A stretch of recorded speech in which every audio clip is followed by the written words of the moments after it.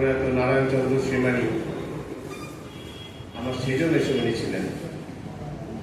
আমার সেজ মাসিমণির সঙ্গে তার বিয়ে হয়েছিল এবং সেই বিয়েটা আমি দেখেছি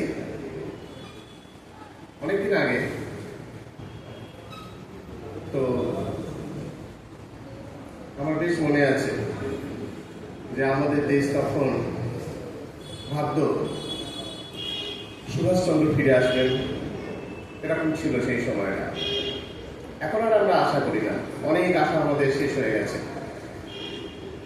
সেই সময় আমি তাকে দেখেছি যে যখন আমাদের পরিচিত বৃত্তের লোকেরা যা হোক করে একটা চাকরি খুঁজতেন, যে কোনো রকম একটা চাকরি অথবা একটা দোকান করতেন, 2 পয়সায় কিনে 3 পয়সায় বিক্রির ব্যাপার স্যাপার। সেই সময় একটা মানুষ, খুব সাধারণ ধরনের মানুষ, আমি তাকে দেখেছি। তার বাড়ি এখানে ছিল না, অন্য জায়গায় ছিল। আমি কখনো একবার হয়তো তার পৈতৃক বাড়িতে গিয়েছি, তাকে আমি এখানেই সবসময় দেখেছি। আমি শুনেছি তিনি মামা বাড়িতে মানুষ হয়েছিলেন। মাকে অনেক করে বলছিলাম, আমার মা হচ্ছেন তাদের মেজ বোন। আমার ঠিক সেজ মাসিমণির ওপরে আমার মায়ের তিনি ক্লাসমেট ছিলেন। খুব হৃদ্য সম্পর্ক, তাকে আসা যাওয়া করতে দেখতাম। তারপর একদিন মাসিমণির যখন বিয়ে হলো, খুবই অল্প সামর্থ্যের মধ্যে অত্যন্ত সাধারণ একটা ভাবে আমি তাকে সংসার চালাতে দেখেছি। আর তিনি কি করলেন, সাধারণের মতো চাকরি করা নয়, সাধারণের মতো 2 পয়সায় কিনে 3 পয়সায় বিক্রি করার মতো জিনিস নয়, তিনি একটা কিছু তৈরি করলেন। ঘরের মধ্যেই একটা ছোট কারখানা।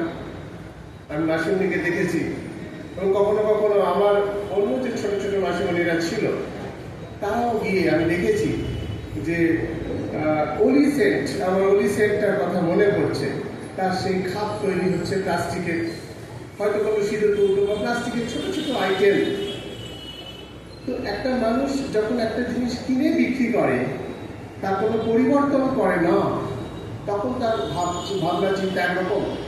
আর যখন সে একটা কাঁচামাল কিনে এনে তাকে একটা অন্যরকম চেহারা দেয় এবং মার্কেট কি চাইছে সেটাকে স্টাডি করে সেই জিনিস তৈরি করার চেষ্টা করে এবং একটা কম্পিটিশনে ঢোকে, তখন তার মানসিকতা অনেক বড় হয়ে যায়। তাকে অনেক মানুষের সাথে কথা বলতে হয়, পরিস্থিতিকে বুঝতে হয় এবং অনেক রিস্ক নিতে হয়, সময়ের সাথে সাথে নিজেকে বদলাতে হয়। শ্রদ্ধেয় নারায়ণচন্দ্র শ্রীমানি এইরকম সময়ের সাথে নিজেকে বদলাচ্ছিলেন। আমি যখন আমার বড় মাসির বাড়ির দিকে যেতাম, তখন যেতে যেতে বাহাতে তার ঘরটা পড়তো। ঘর বলছি, একটা টালির চালের ঘর। সেখানে আমার ছোট্ট ভাই একটা জন্মানো, আমরা তাকে দেখতে যেতাম। আমার বাড়ি এলেই আমরা, ওইটা ছিল আমাদের খুব আকর্ষণ। তারপর সেখান থেকে তিনি আরেকটা বাড়িতে গেলেন। সেখানে কি অদ্ভুত, এক একটা সিঁড়ির ধাপ এক এক রকম। উঠতে বেশ কষ্ট হতো, অসুবিধা হতো। আমাদের তো মগজ সেন্স করে যে ধাপগুলো সমান উচ্চতা হলে আমাদের মগজ ঠিক ঠিক আমাদের তুলে নিয়ে যায়। তো এরকম একটা কষ্টকর জায়গায় আমি দেখেছি। এইভাবে কষ্ট করতে করতে একসময় একটা কুকুর বোঝানো জমিতে আমি দেখেছি।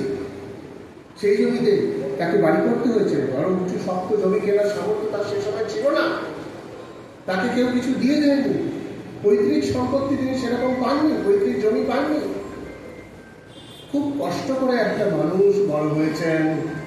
এবং আমার মামার বাড়িতে সেজ মাসিমণির বিয়ের পরে আমি অন্য যে মাসিমণিদের বিয়ে হতে দেখেছি এবং দেখেছি যে তিনি একটা পরিবারের যে সমস্যাগুলো ছিল। আমার বড় মামা বায়ু রোগে অসুস্থ ছিলেন, দীর্ঘদিন অসুস্থ, আপনারা জানেন। তাকে এক সময় অন্য একটা অ্যাসাইলামে চলে যেতে হয়েছিল। আরেক মামাও অসুস্থ হয়ে গেলেন। তো এইরকম একটা ছন্ন ছাড়া অবস্থা। আমার মাতামহ অনেকদিন আগে ক্যান্সারে প্রয়াত, একটা ছন্ন ছাড়া সংসার আমি দেখেছি। আমার মামাদের মতো করেই তিনি যেন সেই সংসারটাকে সামনে সামনে রাখতেন। আজ জাতীয় বিজ্ঞান দিবস। আমি আজ সকাল থেকে বিভিন্ন জায়গায় দৌড়ে বেড়াচ্ছি।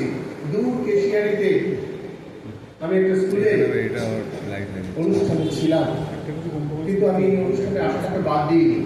আমি ছুটে এসেছি এবং আবার আগামীকাল আমি আরেকটা সকালবেলা 10টা থেকে আরেকটা সাহিত্য সভায় সেখানে অ্যাটেন্ড করব। প্রত্যেকটা মানুষের সাথে আমি জড়িয়ে থাকি, এটা আমি সেজন্য শরীরেও দেখেছি যে তিনি সব কিছুর সাথে জড়িয়ে থাকতেন, জড়িয়ে থাকতে থাকতে আনন্দ পেতেন। আর যেটা করলেন, আমার বাবারও যেটা হয়েছিল, আমার বাবা কখনো আমাকে স্পষ্টভাবে বলেননি আমার মরণোত্তর দেহদান এবং চক্ষুদান করতে হবে, কখনো বলেননি। কিন্তু আমার ছোট বোন আমাকে বলেছিল, হ্যাঁ বাবা এরকম একটা কথা বলেছিল বটে একবার, তাদের পাড়ায় কোনো অনুষ্ঠানে গিয়ে কোথাও একটা কিছু বলতে গিয়ে এরকম হয়তো বলেছিল, আমার ছোট বোনের সেটা মনে ছিল। কিন্তু তার জন্যও নয়, আমার মনে হচ্ছিল এটা করা দরকার এবং সঙ্গে সঙ্গে আমি আমার মাকে বলেছিলাম।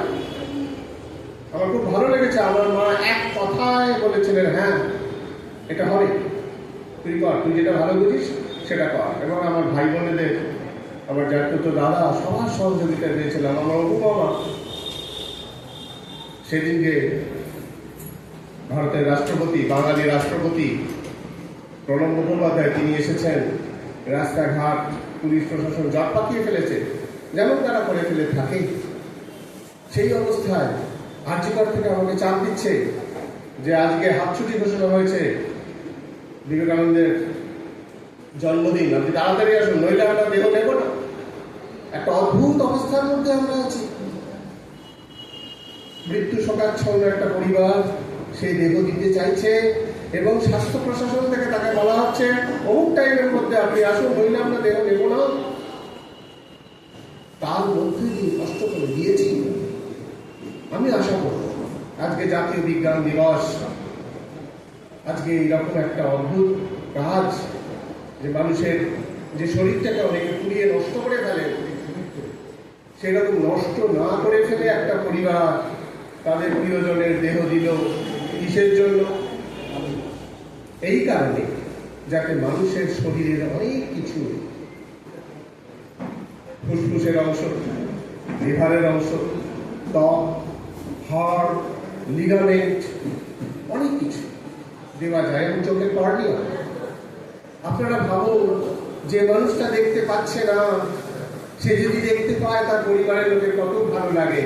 অথচ আমি তো পুড়িয়ে ফেলতাম, পুড়িয়ে ফেললে বা যারা কবর দেন, কবর দিলে আর তো কাজে লাগবে না কোনোভাবেই। আমার এই শরীরটা তো আমি নই, শরীর ছেড়ে তো আমি চলে যাই, তাহলে আমি এই শরীরটা দেব না কেন? এই সময়টাকে লক্ষ্য করে আমার ভাইয়ের সাথে, অতীশ, বড় সুন্দর নাম অতীশ, অতীশের সাথে আমার বাড়িয়ে বাড়ি কথা হচ্ছে। আমি ওকে বলিনি যেটা করতে হবে, ওরা নিজের থেকেই উদ্যোগ নিয়েছে। কিন্তু এই অনুষ্ঠানটা কেমন ভাবে হবে প্রতি মুহূর্তে আমি ওকে বলেছি, ও ওর মতো করে সাজিয়েছে। কিন্তু আমি বলে গেছি তার আগে, মেসমণি যখন অসুস্থ, আমি জানি মেসমণি চলে যাবেন, মানুষ চিরকাল থাকে না, মানুষকে চলে যেতে হয়, কিন্তু সেই যাওয়াটা যেন সম্মানের হয়, সেইটার জন্য আমি ছুটে এসেছিলাম। হাসপাতালে আমি ছিলাম, আমি পেশেন্ট দেখতে আসিনি, আমি ম্যানেজমেন্ট দেখতে এসেছিলাম। তো ভাইয়ের সাথে আমার সবসময় কথা হয়েছে, আপনারা এসেছেন। আজকে